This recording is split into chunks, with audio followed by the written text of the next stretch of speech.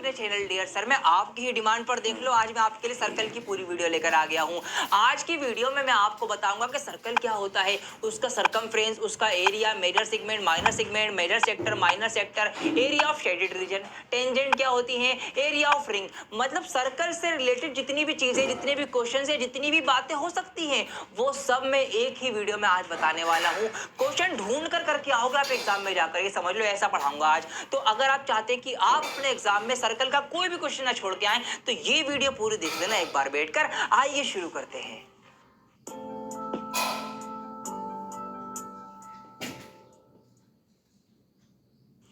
तो आइए दोस्तों स्टार्ट करते हैं कॉन्सेप्ट से, बिकॉज कॉन्सेप्ट इज पावर। तो सबसे पहले मैं आपको सिखाऊंगा कि सर्कल किसे कहते हैं। यार इसको आप हिंदी में वृत्त बोलते हो या क्या होता है, बहुत ध्यान से समझिए। देखिए एक पॉइंट लगाया मैंने, अब इस पॉइंट से अगर मैं बराबर दूरी, बराबर फासला, इक्वल डिस्टेंस रखते हुए एक इसके चारों तरफ बाउंड्री लाइन ड्रॉ कर लूंगा, तो ऐसी जो फिगर बन के आएगी यही आपका सर्कल है।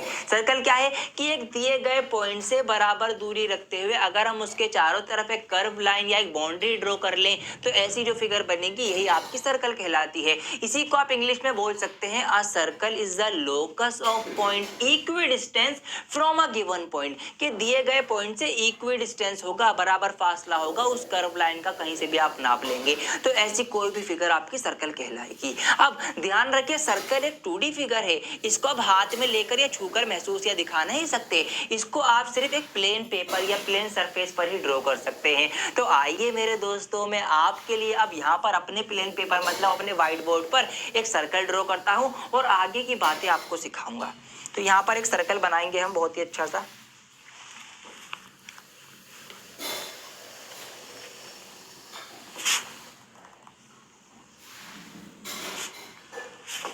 तो मेरे प्यारों, मेरे दोस्तों, आपके लिए मैंने एक सर्कल ड्रॉ कर लिया है यहाँ पर, ठीक है। तो सर्कल की डेफिनेशन आप समझिए भाई, एक बिंदु हमारे पास बीच में होगा, उससे बराबर फासला, बराबर दूरी रखते हुए जब हम उसके चारों तरफ एक बाउंड्री लाइन बना लें, ये हमारा सर्कल होगा। अब इसके अंदर क्या क्या चीजें होती हैं, अब ये जो है पॉइंट बीच का, इसको तो हम सेंटर ऑफ द सर्कल या फिर बिंदु या केंद्र बोल देते हैं, ठीक है, वृत्त का केंद्र बोला जाएगा। अब इस पॉइंट से, इस सेंटर से ये जो दूरी होगी, आप कहीं से भी नाप लेना, यहाँ से आप मेजर कर लो, यहाँ से मेजर कर लो, यहाँ से कहीं से भी मेजर करोगे ये बराबर ही होगी। इस दूरी को क्या बोलते हैं, आइए इसका भी नामकरण करते हैं, इसको भी एक नाम देते हैं। तो इसको इंग्लिश में बोला जाएगा रेडियस, ठीक है, इसको हमने रेडियस नाम दे दिया।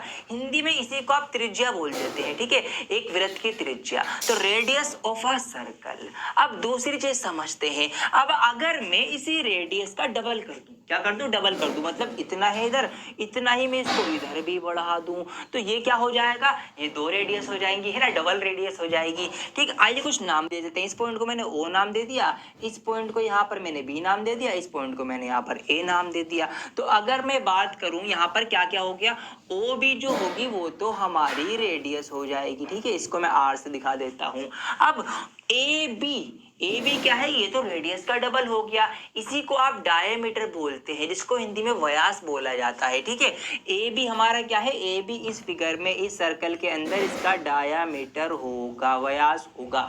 अब एक बात और ध्यान रखिए, जरूरी नहीं है कि हम सर्कल के अंदर कोई भी लाइन बनाए वो डायमीटर होगी। डायमीटर की एक शर्त है कि जो व्यास होगा ना वो उसके सेंटर से होकर गुजरना चाहिए। जो लाइन सर्कल के अंदर उसके सेंटर से होकर गुजरेगी वही लाइन उसका डायमीटर होगी, वरना नहीं होगी। जैसे यहाँ पर मैंने ये लाइन बनाई, भाई ये सर्कल के अंदर है लेकिन ये सेंटर से तो होकर नहीं गुजर रही, इसका मतलब ये डायमीटर नहीं होगी। तो डायमीटर क्या होती है, वो सर्कल के अंदर वो लाइन जो उसके सेंटर से होकर गुजरे। तो ये 2 बातें हमने अभी ध्यान रखनी है, हमें क्या है, सर्कल क्या होता है, रेडियस क्या है, डायमीटर क्या है। आइए अब इसकी क्या क्या प्रॉपर्टीज हो सकती है वो सब जानेंगे क्या करके, और उसके बाद क्वेश्चंस को सॉल्व करेंगे। तो अभी तक हमने ये सीख लिया है कि यहाँ पर ये जो लाइन है ओ बी सेंटर से होकर जा रही है, ठीक है, यहाँ सेंटर से शुरू होकर यहाँ पर आ रही है, तो ओ बी एक रेडियस होगी इसकी। बिल्कुल इसी तरीके से ओ पी भी रेडियस है और ओ क्यू भी इसकी रेडियस है। डायमीटर के बारे में हमने सीख लिया कि भाई यहाँ पर जो लाइन सबसे लंबी हो और जो सेंटर से होकर गुजरे वो डायमीटर होता है, इसलिए यहाँ पर पी क्यू, ये जो पी क्यू है ये पूरा यहाँ से यहाँ तक डायमीटर हो जाएगा। और डायमीटर क्या होता है, वो रेडियस का डबल होता है भाई। ओपी एक रेडियस है, इसी का डबल कर दिया इधर ओ क्यू, तो इससे पूरा बन गया पी क्यू, ये डायमीटर हो गया। तो डायमीटर जो होता है, जो व्यास होता है, वो त्रिज्या का दुगुना होता है, रेडियस का डबल होता है। ये बातें हमने सीख रखी है। अच्छा देखिए, एक सर्कल के अंदर कोई वर्टेक्स नहीं होता, कोई एज नहीं होता, मतलब इसका कोई किनारा या कोना नहीं होता है, ठीक है, कोई साइड